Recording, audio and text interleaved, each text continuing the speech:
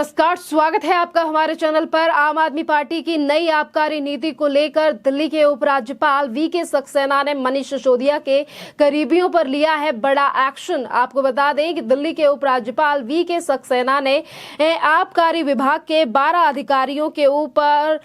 जो खिलाफ है निलंबन की प्रक्रिया को मंजूरी दे दी है और इसी के साथ अनुशासनात्मक कार्यवाही को मंजूरी दी गई है एलजी की तरफ से, जो कि बड़ा झटका है दिल्ली के डिप्टी सीएम मनीष सिसोदिया के लिए, क्योंकि मनीष सिसोदिया के ही काफी ज्यादा करीबी हैं आबकारी विभाग में, जिनको अब निलंबन किया जाएगा क्योंकि मंजूरी दे चुके हैं दिल्ली के एलजी वीके सक्सेना। आपको बता दें कि अभी अगर ये बड़ा एक्शन लिया गया है दिल्ली के उपराज्यपाल की तरफ से, तो इससे पहले भी दिल्ली के डिप्टी सीएम मनीष सिसोदिया ने दिल्ली सरकार के द्वारा लाई गई आबकारी नीति को लेकर, यानी कि नई जो पॉलिसी है शराब लिकर को लेकर जो पॉलिसी है उसको लेकर भी दिल्ली के उपराज्यपाल पर लगाए थे काफी ज्यादा गंभीर आरोप और कहा था कि चंद घंटों में ही एलजी ने बदला था फैसला और ये बदले जाने के पीछे होनी चाहिए सीबीआई की जांच। और वहीं मनीष सिसोदिया की तरफ से कहा गया था कि इस शराबकारी नीति में जिस तरीके से फैसले बदले गए हैं राज्यपाल की तरफ से, इसके चलते दिल्ली सरकार को हुआ है काफी ज्यादा करोड़ों का घाटा।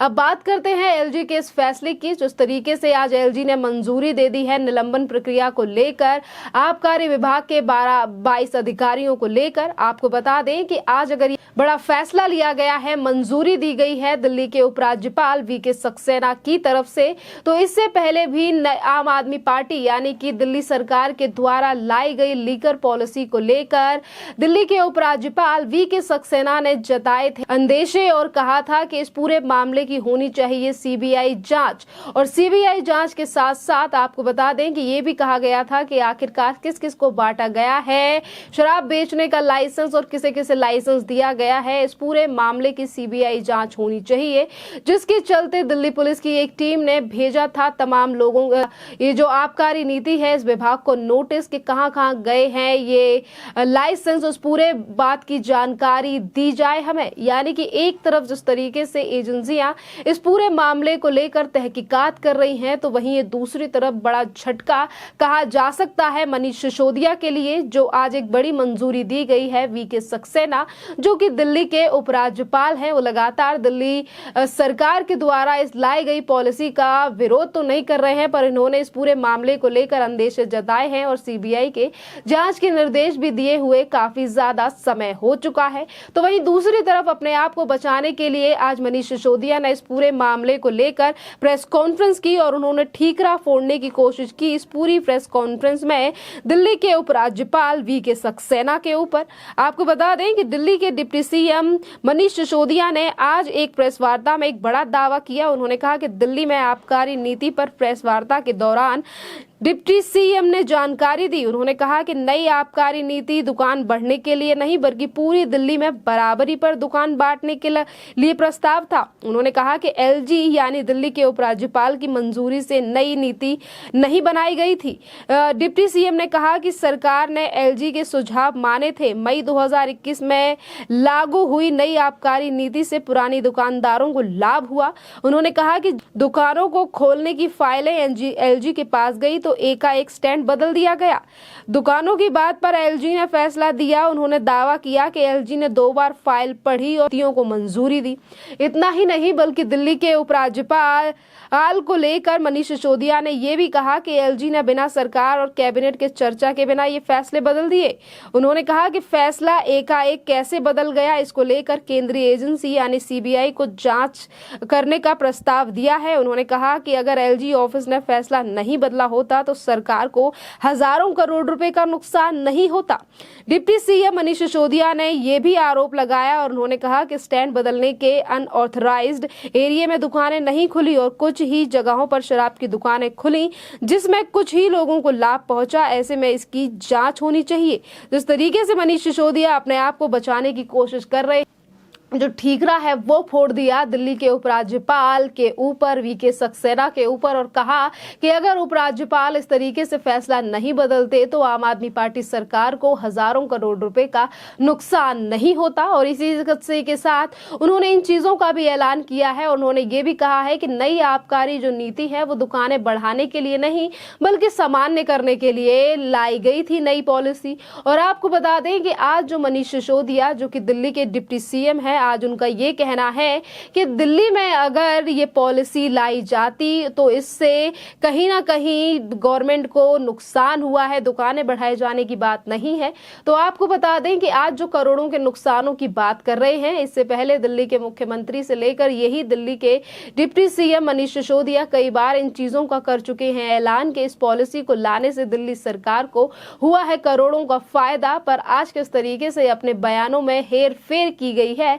दिल्ली के उप मुख्यमंत्री मनीष सिसोदिया की तरफ से, जिसको लेकर आज तमाम जो चीजें हैं वो सामने आ रही हैं। तो वहीं दूसरी तरफ आपको बता दें कि जिस तरीके से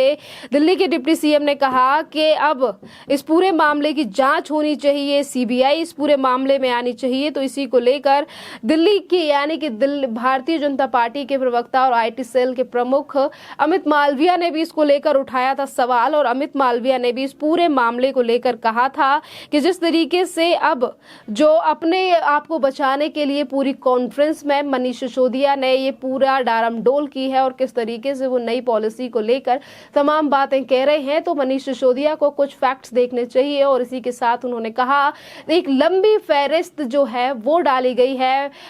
अमित मालविया की तरफ से अपने ट्विटर पर। उन्होंने कहा है कि ये तमाम चीजें हैं जिनको ध्यान में रखना चाहिए मनीष सिसोदिया को। इसी के साथ सत्येंद्र जैन का नाम का ऐलान करते हुए अमित मालविया ने कहा है कि मनीष सिसोदिया को तैयारी करनी चाहिए जेल जाने की, जिस तरीके से सत्येंद्र जैन जेल में बंद है। यानी कि एक तरफ शराब नीति को लेकर एलजी का फैसला, वहीं दूसरी तरफ नई पॉलिसी को लेकर भारतीय जनता पार्टी लगातार हावी है आम आदमी पार्टी सरकार के ऊपर इस नई पॉलिसी को लेकर के किस तरीके से इस नई पॉलिसी को लेकर तमाम विवाद आज दिल्ली में देखा जा रहा है। दिल्ली की जनता जो है वो आम आदमी पार्टी की इस नई पॉलिसी का लगातार विरोध कर रही है, क्योंकि इस नई पॉलिसी में दुकानें 2 बजे तक और शराब पीने की उम्र को घटा दिया गया है। तमाम ऐसे विधान हैं जो कि इस नई पॉलिसी में दिए गए हैं, जिसके चलते दिल्ली की जनता ने काफी ज्यादा विरोध किया इस नीति का, इस नई आबकारी नीति का, जो कि 2021 से अब तक चली आ रही है, जहां भारतीय जनता पार्टी के कार्यकर्ता और दिल्ली के तमाम जो लोग हैं वो आम आदमी पार्टी के दफ्तर के सामने, कभी दिल्ली के मुख्यमंत्री अरविंद केजरीवाल के घर के सामने, तो कहीं डिप्टी सीएम मनीष सिसोदिया के घर के सामने बार बार पर इस पूरे मामले को लेकर प्रदर्शन करते हुए नजर आए हैं। और अब इसी को लेकर मनीष सिसोदिया ने, हम कह सकते हैं कि मनीष सिसोदिया ने ही खोली है अपनी पार्टी के द्वारा बनाई गई इन तमाम नीतियों की पोल कि किस तरीके से एक तरफ आबकारी नीति को लेकर कहा जाता है कि करोड़ों का फायदा हुआ है, और वहीं दूसरी तरफ किस तरीके से मनीष सिसोदिया कर रहे हैं इन चीजों का ऐलान और कह रहे हैं कि आम आदमी पार्टी सरकार को हजारों करोड़ का नुकसान हुआ है एलजी की वजह से, क्योंकि एलजी ने एकदम से फैसला बदल दिया। आपको बता दें कि जिस तरीके से आज एलजी की भूमिका को लेकर सवाल उठा रही है आम आदमी पार्टी सरकार, दिल्ली के उप मुख्यमंत्री मनीष सिसोदिया, आज इनको लेकर भी तमाम जनता जो है वो सोशल मीडिया पर अपनी राय रख रही है और सवाल पूछे जा रहे हैं अरविंद केजरीवाल सरकार से इसी लिकर पॉलिसी को लेकर के आखिरकार दिल्ली में क्या करना चाहती है आम आदमी पार्टी सरकार अपनी इस पॉलिसी को लेकर। खैर देखना अहम ये भी रहेगा कि किस तरीके से आम आदमी पार्टी सरकार और इसी के साथ दिल्ली के मुख्यमंत्री ने अभी कुछ दिन पहले आप इसी नीति को, इसी पॉलिसी को वापस लेने की बात कही थी, जिस समय पर उन्होंने मुलाकात की थी दिल्ली के उपराज्यपाल वीके सक्सेना से। उन्होंने कहा था कि मतभेद हो सकते हैं पर मनभेद नहीं है और हमें एक साथ चलने की जरूरत है। और वहीं उन्होंने कहा कि हमें लंबा साथ चलना है, हमें काफी समय तक साथ चलना है। तो आबकारी नीति को लेकर भी मुख्यमंत्री अरविंद केजरीवाल ने तमाम बातों का ऐलान किया था, पर उसके बाद उस पॉलिसी को फिर एक बार 2 महीने तक बढ़ाया गया और आज दिल्ली के डिप्टी सीएम इसी पॉलिसी को लेकर उठा रहे हैं दिल्ली के उपराज्यपाल पर सवाल। अब देखना अहम ये होगा कि इस निलंबन की प्रक्रिया को जो मंजूरी दी गई है उपराज्यपाल की तरफ से, इस पूरे मामले को लेकर क्या बयान सामने आता है आम आदमी पार्टी का। और ये जो निलंबन प्रक्रिया को मंजूरी दी गई है उपराज्यपाल की तरफ से इस पर कब तक लिया जाता है एक्शन। खैर, इस मुद्दे पर आपका क्या कहना है, आप हमें कमेंट करके जरूर बताइए। धन्यवाद।